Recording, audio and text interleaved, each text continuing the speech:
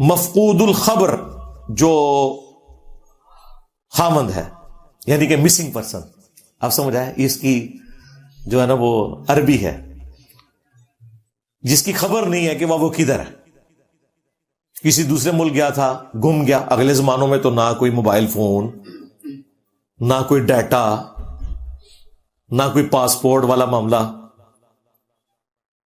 بلکہ اس ماڈرن دور میں بھی کتنے لوگ بلوچستان سے مسنگ پرسن ہوئے میں ہیں، کے پی سے ہوئے میں ہیں، اور پی ٹی آئی کے بعد تو اب پنجاب سے بھی مسنگ پرسن آنا شروع ہو گئے ہیں۔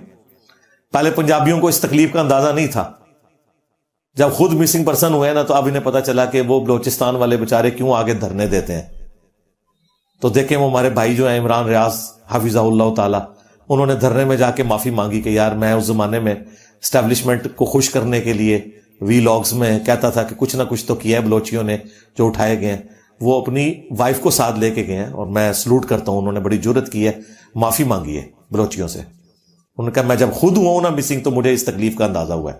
یہ حقیقت بات ہے، جس کے گھر سولر نہیں ہے، یو پی ایس نہیں ہے، اسی کو اندازہ ہے کہ لوڈ شیڈنگ ہو گرمیوں میں تو رات کو بچے نہ سوئیں، پوری رات آپ بھی جاگیں، صبح آپ نے کیا مزدوری کرنی ہے۔ جن کے گھروں میں جنریٹر لگے ہوئے ہیں وہ دروں میں کھڑے ہو کے آپ کو کہیں گے بجلی کے بل پھاڑ دو، کوئی مسئلہ نہیں ہے، کیونکہ ان کی بجلی تو کٹ بھی گئی تو ان کے پاس جنریٹر ہے۔ جن کے وہ بل پڑوا رہے ہیں اور آگے لگوا رہے ہیں نا، ان بچاروں کے تو بچوں نے نہیں سونا، ان کے گھروں کا خرچہ کون اٹھائے گا؟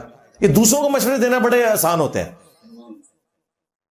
تو اب ایسا مرد جو گم چکا ہے اس کے لیے کیا ہے؟ اس میں شریعت خاموش ہے۔ الحمدللہ یہ اسلام کی سچائی ہے کہ اس کے بارے میں کوئی شرعی حکم قرآن و سنت میں نہیں آیا۔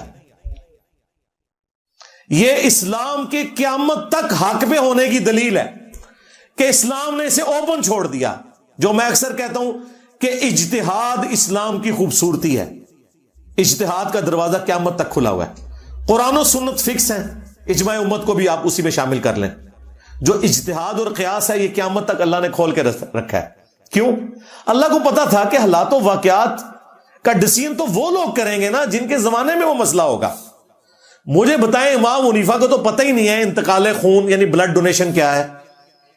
امام حنیفہ نے کینگرو دیکھا ہی نہیں ہے، وہ کیسے بتائیں حلال ہے کہ حرام ہے۔ امام شافعی نے تو ریل گاڑی دیکھی نہیں ہے، امام مالک نے تو ہوائی جہاز دیکھا ہی نہیں ہے، امام احمد بن حنبل نے تو کیمرہ دیکھا ہی نہیں ہے۔ ان سارے اماموں نے اسپیکر کے بارے میں جانتے ہی نہیں ہیں، وہ بیچارے کیسے فتوے دے سکتے تھے اس زمانے میں؟ لہذا ان فقہا کے فتوے ان کے زمانے تک کے لیے تھے، اور میجورٹی چیزیں قرآن و سنت اور اجماع امت سے ثابت ہوتی ہیں۔ کہتے ہیں جی امام حنیفہ نے بتایا بھینس حلال ہے، اور بھینس کا حلال ہونا تو قرآن میں لکھا ہوا ہے سورۃ المائدہ میں کہ بہیمۃ الانعام جو ہے نا، جو بے زبان مویشی ہیں، یہ سارے تمہارے لیے حلال کر دیے گئے، اور ان کی نشانی ہے وہ کٹے ہوئے کھر ہوتے ہیں۔ وہ کٹا ہوا کھر گائے کا بھی ہوتا ہے، بکری کا بھی ہوتا ہے، بھینس کا بھی ہوتا ہے، اونٹ کا بھی ہوتا ہے، زرافے کا بھی ہوتا ہے۔ ہاں جی، زرافہ بھی حلال ہے، یہ میں نے بتایا۔ تو اب فقہ انجینئرنگ کوئی بن جائے گا؟ نہیں، اجتہاد قیامت تک ہے۔ آج جتنے مسائل ہیں جدید، وہ امام حنیفہ تو نہیں بتا رہے، وہ مفتی تقی عثمانی صاحب بتا رہے ہیں، وہ مفتی منیر الرحمان صاحب بتا رہے ہیں، باقی علماء بتا رہے ہیں، علماء عرب بتا رہے ہیں، کیونکہ اجتہاد اسلام کی خوبصورتی ہے۔ تو یہ دیکھیں کتنی بڑی خوبصورتی۔ 9th کیس جو میں بیان کر رہا ہوں کہ جس کا خاوند مسنگ ہو جائے، وہ ہر زمانہ ڈیسائیڈ کرے گا کہ اس زمانے میں اس کے لیے کتنا ٹائم رکھنا چاہیے۔ امام ابو حنیفہ رحمۃ اللہ علیہ نے اپنے زمانے میں ایسا عجیب و غریب فتویٰ دیا کہ وہ آج تک حنفیوں کے گھاٹے میں فٹ ہے، کسی کو منہ دکھانے کے قابل نہیں ہے۔ وہ کہتے ہیں 90 سال انتظار کرے گی۔ اس سے بڑا مذاق یہ کہ وہ کہتے ہیں کہ اگر 90 سال انتظار نہیں کر سکتی نا، اتنی دیر انتظار کرے کہ جتنی دیر اس خامند کے ہم عمر جتنے مرد ہیں وہ فوت ہو جائے۔ یعنی نہ ہی سمجھو کیوں؟ انہوں نے ایک بات غلط ڈرائیو کر لی قرآن سے اپنی مرضی سے کہ طلاق جو ہے یہ مرد کا حق ہے، عورت خلا نہیں لے سکتی۔ تو جب مرد گم گیا تو پھر جسٹس بھی نہیں دے سکتا، قاضی کوئی انصاف بھی نہیں کر سکتا۔ وہ کہتے ہیں یہ اب آپ کو پتا چلا مفتی صاحب چیخ رہے ہیں یہ ججوں کی بیویاں نہیں ہیں، کیونکہ ان کے بابا جان جو ہیں، ٹھیک ہے، یعنی کہ امام حنیفہ روحانی بابا جان، وہ یہ فتویٰ دے گئے ہوئے ہیں، اب انہوں نے اپنے بابے کا فتویٰ تو لال کرنا ہے۔ وہ فتویٰ اسی صورت میں لال ہوگا کہ جب وہ یہ مانے کہ تنسیخ نکاح نہیں ہو سکتا، خلا نہیں ہو سکتا، ساتھ یہ بھی بتائیں تاکہ ان کے بابوں کے فتووں کا مذاق اڑے۔ ٹھیک ہے، اللہ ان کو معاف کرے یار، غلطی ہوئی ان سے، 90 سال والا فتویٰ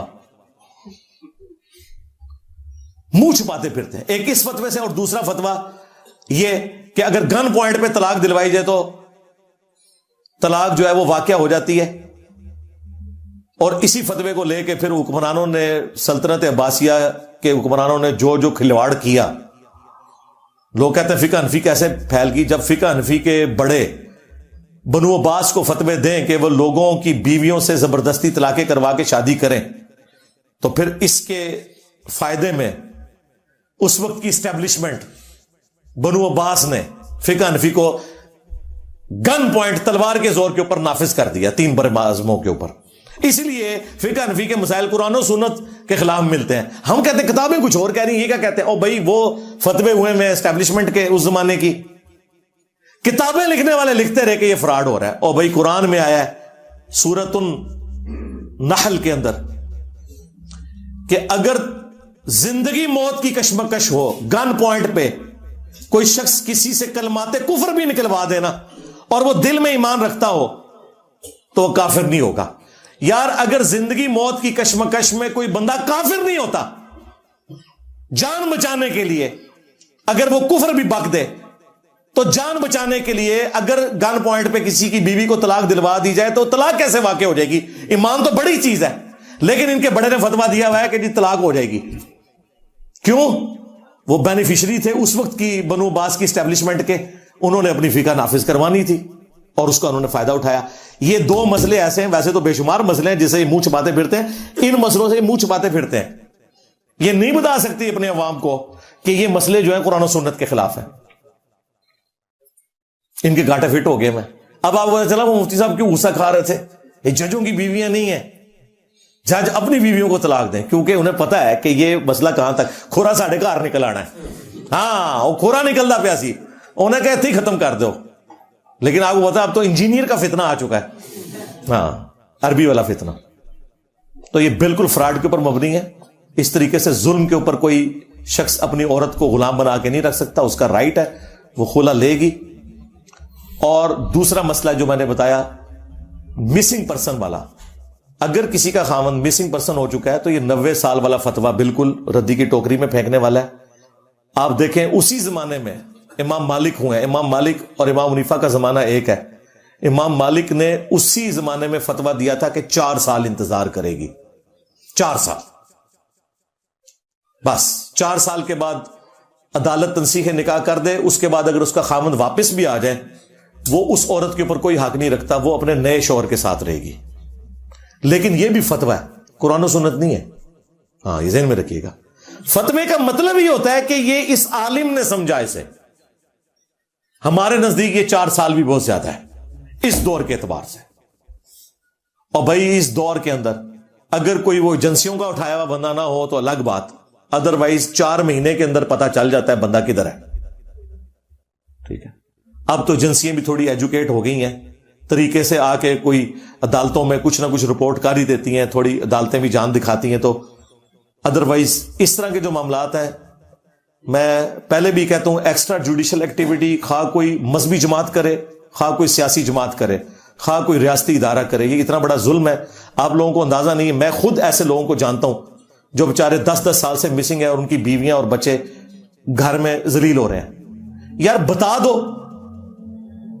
کم از کم ان کی بیویاں تو آگے ڈیسائیڈ کریں نا انہوں نے کیا کرنا ہے، یہ کتنا بڑا ظلم ہے۔ تو مسنگ پرسن کا یہ والا ایشو بھی ہوتا ہے، بل اسلام میں اس کے اوپر کوئی قرآن و سنت نے نہیں بتایا، اسے اوپن چھوڑا تاکہ ہر آنے والا زمانہ ڈیسائیڈ کرے، جس طرح کہ آج ہم ڈیسائیڈ کریں گے۔ اب امام حنیفہ اور امام مالک نہیں ڈیسائیڈ کریں گے، ورنہ 90 سال، ہاں 4 سال بھی بہت زیادہ ہے اس زمانے میں، تو خیر خبر پتہ چل جاتی ہے۔ دنیا کے کسی سمندر میں کوئی جہاز گر جائے, ڈوب جائے, خبر نہیں آ جاتی, چند گھنٹوں میں پتہ چل جاتا ہے. لیکن اگلے زمانوں میں اگر کوئی شخص سمندری سفر پہ گیا تھا, کئی سال تک خبر نہیں آتی تھی کدھر گیا, وہ ڈوب تو نہیں گیا. لہذا آج کے دور میں نہ 90 سال والا فتویٰ نہ 4 سال والا فتویٰ. اچھا, حنفی کئی علماء ہیں جنہوں نے امام حنیفہ کے فتوے سے بغاوت کی ہے. الازہر یونیورسٹی جو مصر والے ہیں, حنفی علماء, انہوں نے کہا کہ ہم امام صاحب کے فتوے کو نہیں مانتے. اب فتویٰ پاکستان میں بھی ہمارے جو استاد غلام سو سعیدی صاحب تھے, بریلوی عالم, فوت ہو گئے رحمہ اللہ تعالی, مفتی منیف صاحب کے مدرسے میں شیخ الحدیث تھے. انہوں نے باقاعدہ شرح صحیح مسلم میں تفصیلی علماء کے اقوال لکھے ہیں کہ بعد میں فقہ حنفی کا فتویٰ یہی ہے کہ امام حنیفہ کا فتویٰ غلط تھا, امام مالک کا فتویٰ درست ہے. لیکن میں سمجھتا ہوں امام مالک کا فتویٰ بھی اس دور کے لیے ویلڈ نہیں ہے, جس دور کے اندر ہمارے پاس پاسپورٹس کا ریکارڈ موجود ہے, ڈی این اے ٹیسٹ ہو جاتا ہے, دنیا میں چھوٹے سے چھوٹے واقعے کی خبر, کوئی افریقہ کے کسی جنگل میں تو نہیں چلا گیا, یا برمودا ٹرائنگل میں تو نہیں وہ چلا گیا کوئی آپ دوست میں بیٹھ کے کہ جی آپ کو پتہ ہی نہیں چل رہا, کہیں نہ کہیں تو گیا ہے, غائب ہوا ہے, تو پتہ چل جائے گا. اس لیے آج کے دور میں تو بھائی 4 مہینے بھی کافی ہیں, اور لوگوں کو ایجوکیٹ کرنے کی ضرورت ہے. 4 سال تو بہت زیادہ ہے, چلے کوئی حد کرنی ہے تو 1 سال کر لو, اس سے زیادہ کرنے کی ضرورت نہیں ہے. اور اس میں میں ریکویسٹ کروں گا اب ان لوگوں کو بھی جو لوگوں کو مسنگ بناتے ہیں کہ ان کی فیملیز کا خیال رکھیں. کوئی خیر خبر تو دیں یار, آڈیو سنا دیں. مجھے بتائیں کسی کی آڈیو یا ویڈیو شیئر کرنے سے جو بندہ آپ نے پکڑا ہوا ہے, کم از کم اس کے بیوی بچوں کو صبر تو آ جائے نا کہ یار زندہ ہے, امید پہ بیٹھے ہوئے.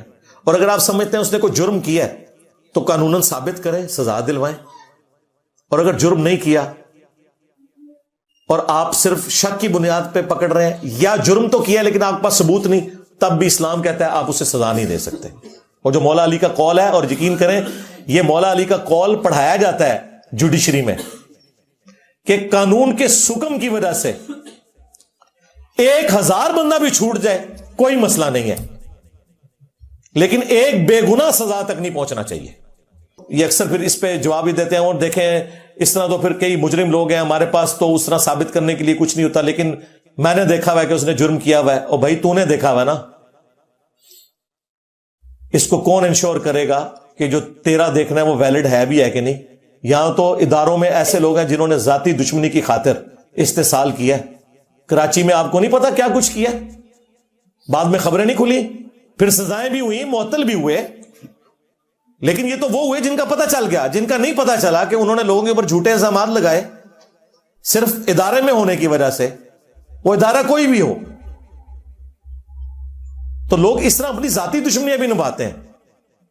تو پھر میں وہی بات کروں گا, مرنا نہیں ہے بھائی, مرنا ہے. اگر مرنا ہے تو آپ اپنی مرضی کی زندگی نہیں گزار سکتے. زندگی ویسے گزارنی ہوگی جو اس شخص نے تعلیم فرمائی ہے جس کی قبر مدینے میں ہے. صلو علی محمد وآل محمد, اللہم صلی علی محمد وعلی آل محمد واصحاب محمد وازواج محمد وامت محمد اجمعین الی یوم الدین, آمین.